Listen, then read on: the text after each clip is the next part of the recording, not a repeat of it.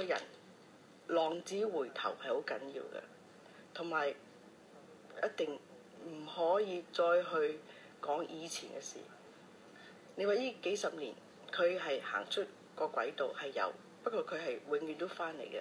我知道佢係衷心愛我嘅，已經好足夠啦。